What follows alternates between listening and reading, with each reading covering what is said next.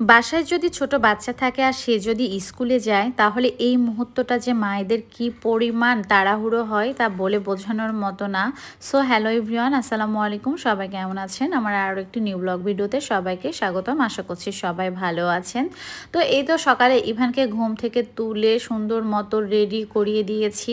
তো ছেলেকে বললাম যে কি আজকে টিফিনে নিয়ে যাবা? তো ছেলে বললো যে আমাকে ব্রেড রুটি স্যান্ডউইচ করে দাও। তো যেই কথা সেই কাজ, ছেলের আবদার। আমি কখনো আমার ছেলেকে খাবার নিয়ে জোরাজোরি করি না, তার যেটা পছন্দ সেই খাবারটাই তাকে আমি টিফিনে দিয়ে দিই। কারণ খাবারটা যদি তার পছন্দ মতো না হয় তাহলে কিন্তু ওর ভালো লাগবে না, আর যদি মনটা খারাপ হয়ে যায় তাহলে কিন্তু পড়াশোনাতেও তার মন বসবে না। তো এই জন্য আমি চেষ্টা করি ও যেটাই পছন্দ করে না কেন, যেটাই খেতে চায় আমি তাকে ঠিক সেটাই খেতে দিই। তবে হ্যাঁ, বাহিরের খাবারগুলো যথারীতি মতো আমি স্কিপ করার চেষ্টা করি। আর এই তো ছেলের টিফিন রেডি হয়ে গেছে, তো ওর টিফিন বক্সে আমি দিয়ে দিলাম, আর সাথে পানির পটও দিয়ে দিয়েছি, আর সুন্দর মতো ব্যাগটাও গুছিয়ে দিয়েছি। আর যাবার আগে ব্যাগটা চেক করে নিয়েছি সব বই খাতাগুলো ঠিক মতো নিয়েছে কিনা।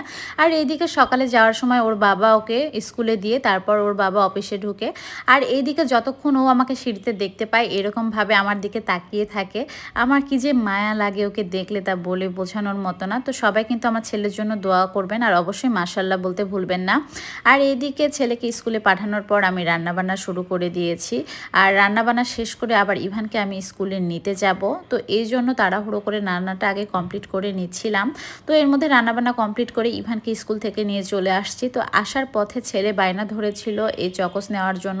এই চকোস নিয়ে আসার পর সে এখন জামা কাপড় চেঞ্জ করতে চাচ্ছে না, বলছে তাড়াতাড়ি এটা খুলে আমাকে দাও। তো আমি বললাম যে জামা কাপড়টা আগে চেঞ্জ করো, তারপর তোমাকে আমি দিচ্ছি। আর এদিকে আমি দুধ রান্না করেছিলাম গরুর, তো এখানে আধা গ্লাস দুধ ওকে আমি দিয়েছিলাম। এই দুধটা যে ও কতটা সময় লাগিয়েছে খেতে তা বলার মতো না, তারপরও যে নিজের থেকে খেতে চেয়েছে তাতে আমি আলহামদুলিল্লাহ অনেক খুশি হয়ে গেছি। প্রায় আধা ঘন্টা সময় নেই আধা গ্লাস দুধ খেয়েছে এই ছেলের সাথে আমি কখনোই পেরে উঠি না। আসলে ছোট বাচ্চাদের সাথে যে কি পরিমাণ ধৈর্য নিয়ে থাকতে হয় তা বলে বোঝানোর মতো না। আর এদিকে ইরাম খুব করে বায়না করছিল, তার এখন পিৎজা খেতে ইচ্ছে করছে, কিন্তু এই দুপুর টাইমে কোথায় পিৎজা পাওয়া যাবে বলেন তো। তো তারপর সন্ধ্যার দিকে গিয়ে ওর বাবা পিৎজা নিয়ে আসছে, আর সাথে কিছু কলাও নিয়ে আসছিল, কারণ বাসায় আমি কলা পেয়ারা এগুলো রাখি, ফলমূল টুকটাক, আসলে বাচ্চাদের এগুলো খুব প্রয়োজন। তো যেহেতু সন্ধ্যা হয়ে গেছে, তো সন্ধ্যার নাস্তার জন্য আমি একটু টুকটাক ভাবছিলাম যে আসলে কি করা যায়। তো রান্নাঘরে যেয়ে দেখলাম যে সেমাই রয়েছে, তো আমি এখানে দুধ সেমাই রান্না করে নিলাম। এইদিকে আমি রান্নাঘরে রান্নাবান্না করছিলাম, আর ছেলেদের কোনো কথাবার্তা শুনতে পাচ্ছিলাম না। এই জন্য একটু কেমন জানি লাগছিল যে কি করছে তারা রুমে বসে। তারা চুপচাপ থাকলেও কিন্তু অনেক সময় খারাপ লাগে যে আসলে কেন চুপ আছে।